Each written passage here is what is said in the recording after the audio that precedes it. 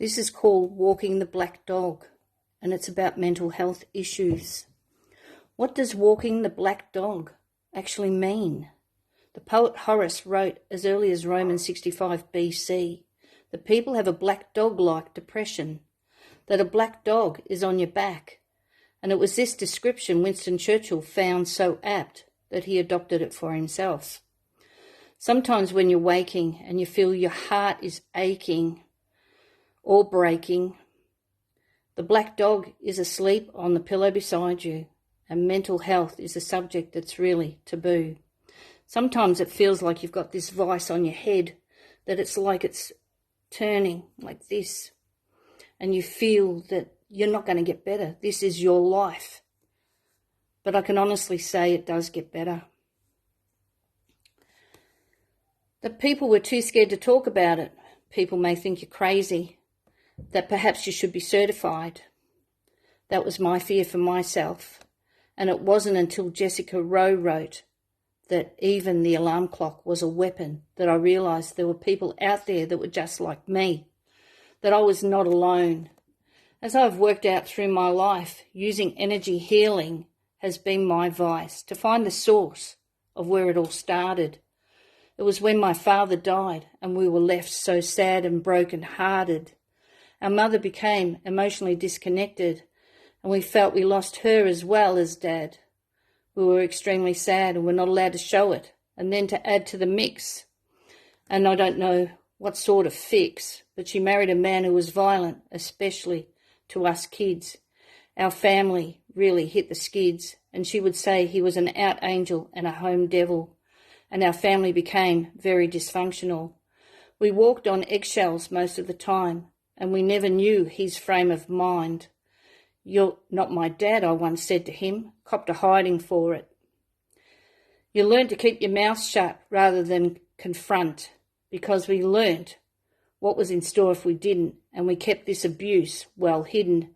And it wasn't until he dragged our mother by the neck across the floor that she did anything about it at all. By then we were almost adults, and the damage was done. And it was all over money, and we learnt that money hurts people. It was something I had to unlearn. And another thing that happened in 1966, my mum and stepfather adopted us kids. I was no longer allowed to use my name. The courts, with a flick of a pen, decided my fate. My mother would say, "How do you think I feel?" I was the biological mother. Was she for real? I felt it became about her, not us. Of course, what was all the fuss? In 2010, I squashed that adoption. This was a great healing point for me. I had heard that forgiveness was the key, and I knew I could not forgive my mum face to face. I already knew that fate, and it did not end well for me. She retorted, "Oh, you forgive me, do you?" That was my biggest blow.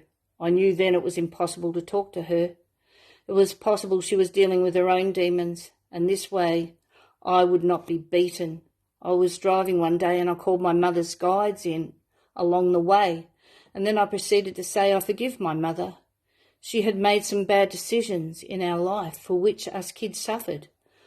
But I forgive her because she did the best she could with what she had, and I left it there. This was also a great healing point for me. I felt my energy field lift, and I felt lighter and happier. Now I would put her into a full court of atonement, which I have done, and I heard she was a whingy, whiny little kid who always wanted her dad. Well, everyone wants what they can't have. All little girls go to Daddy, and I couldn't have mine, for he was in time. Anyway, it was an aha moment for me, and it explained a lot. So how to find the source? I will tell you. You use a finger chain, an energy finger chain, and you're working within your energy field. So you take your first finger and your thumb, and you link the other hand like that through it. And then you ask, "Show me a yes." For me, a yes holds firm. A no breaks. But my friend, hers for a yes breaks, and a no holds firm. So it's whatever it is whatever it will be for you. And then you start with your age, what you are now. Say if you're 54 and you would go 54-40.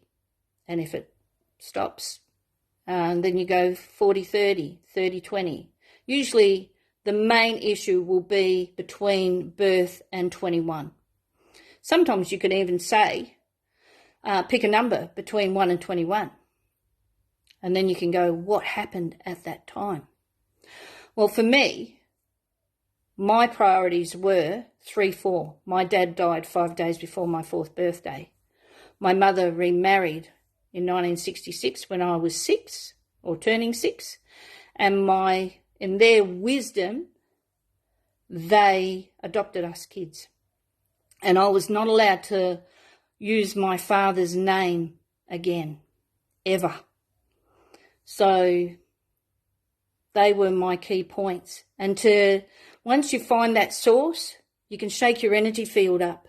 Shake, shake, shake. And running on the spot, shaking, shaking, shaking. And then you'll feel your fingers pulsating or your feet pulsating. And you do it for about 30 seconds, 60 seconds, whatever you feel you need to do. Because the emotions and things that are caught in your energy field, it's been torn through before it hits the physical. So you need to shake your energy field up to heal it. So, and you can do it for viruses, colds, anything, insomnia, anything. Try it. Try it. Anyway, that's how I dealt part of my life with mental health. Catch you later.